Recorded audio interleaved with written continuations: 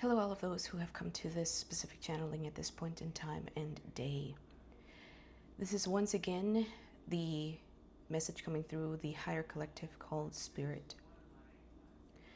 For today, we would like to address a pressing question that has been on Western civilization's minds, specifically around the power and control that religion has exerted on your societies. We understand that many of these thoughts and paradigms are very sacred to your people, and we hold them in great regards and respect, considering the amount of good that has been done in religion's names.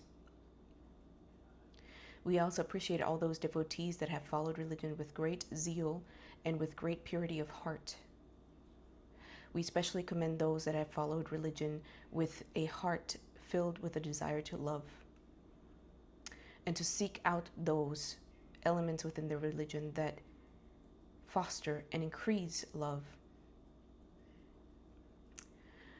We also want to acknowledge that religion has brought a lot of separation and a lot of fear into people's hearts. And we want to make sure that everyone who has chosen the path of learning through religion knows that they have a very valid path. That if you choose religion, we congratulate you on honoring that path. Yes, we even honor those who have, quote unquote, used religion for their own good, because they themselves held on to a specific paradigm or interpretation of religion, and they followed through with great zeal. That zeal must be commended, because in each zeal and in each striving moment, humans learn lessons in all shades of frequencies. Many of you started out in conservative religious homes, whether in the United States or outside in Western areas. You grew up believing in right and wrong, sinfulness and non-sinfulness, in pure, unadulterated truth versus untruth. And it may have served you well to live under those strict disciplinary frameworks in order to train your mind to think critically. Many of you also who have encountered this specific message on this specific day stepped out of religion, unsure, unclear, often with great chaos following, separating from family members, going into fights, arguing, not sleeping at night due to fear of doing the wrong thing, encountering moments of great depression or great anxiety, panic attacks when it came to shedding those elements of your personality that you thought were you, but then realized they were simply programmed aspects molded by religion and religious paradigms.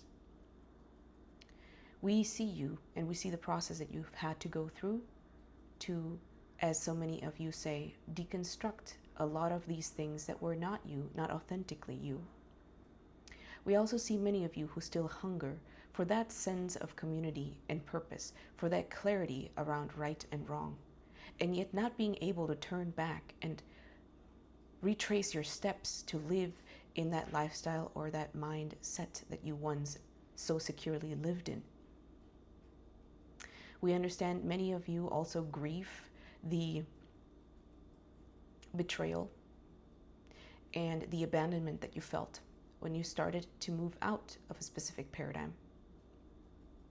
And you grieve all those who were greatly involved in your life, whether parents or parental figures, older individuals, brothers, sisters, best friends even, lovers, husbands and wives. You grieve having lost so much in the process of trying to find yourself. We want to encourage you. Yes, there may be a season where you will fully and completely let go of old paradigms that you grew up with, of religions that were once your safe haven. Many of you will not have to return to these things because there is no desire in your hearts to return to these things. Some of you still carry a quiet whisper, a faint desire to hold on to some of these paradigms that were so helpful to you and your healing.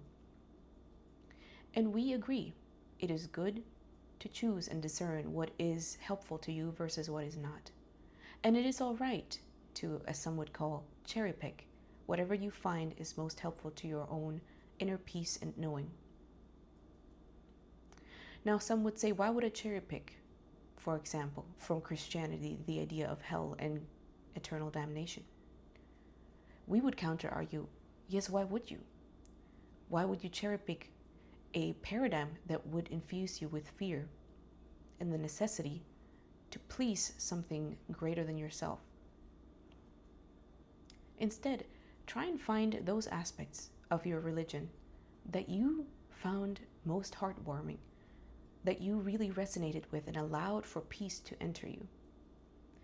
For many of you, that aspect specifically is the idea of fellowship or community.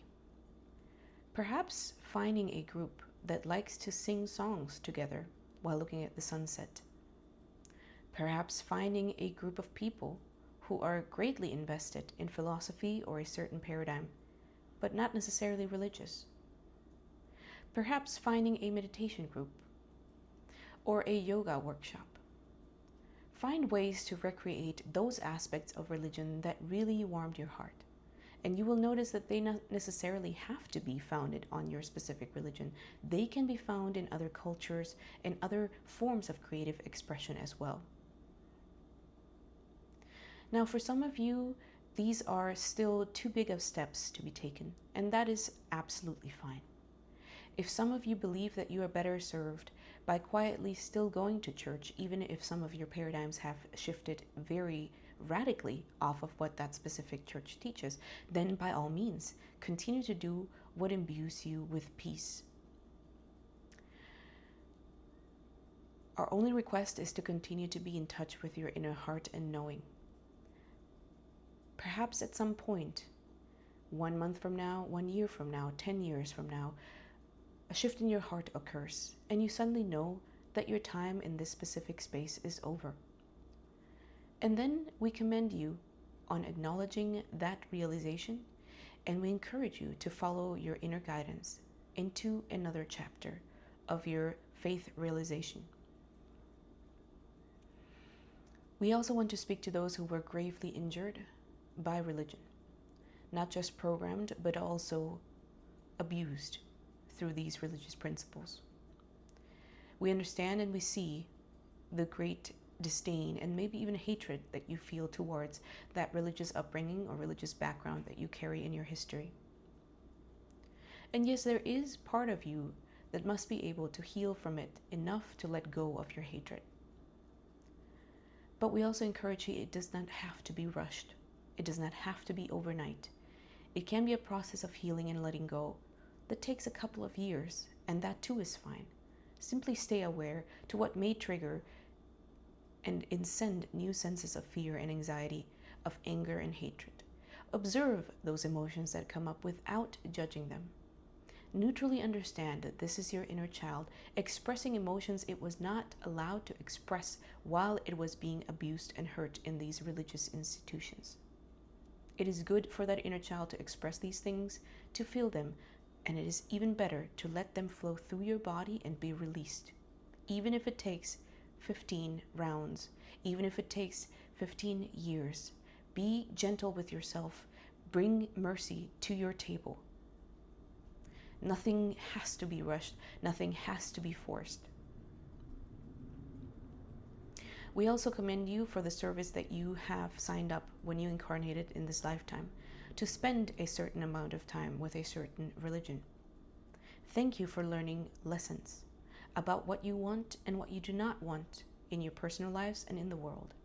Thank you for becoming messengers and bringing these understandings and revelations to those who did not grow up in certain religions. But also be messengers of those specific instances, of those experiences and those great tools that could be of help to humanity as it continues on its way to self-realization. We understand that there is great fear around sharing certain aspects that you still hold on to from past life in religion. And that is fine, that is completely fine. You do not have to hide things. Instead, find places and people who are willing to hear different ideas, different interpretations of a specific religion.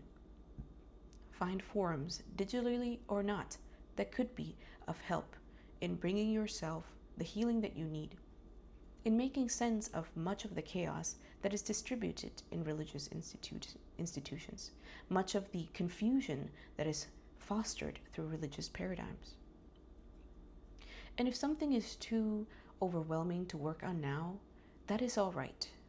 Work on it later. It will come up organically at some point, and then allow for it to become a experience that flows in, through, and out of you without much resistance. For resistance is where the pain lies, and resistance is what creates more suffering from a past that does not have to hold power over you. We thank you all for your goodness. We commend you all for finding more of you on this journey in this lifetime. And we give you our appreciation for having walked through these religious experiences, these religious faiths, and bringing what you deem most honorable to humanity out of it into your own life and potentially others' lives as well. We thank you and we honor you, and we say our goodbyes. Goodbye.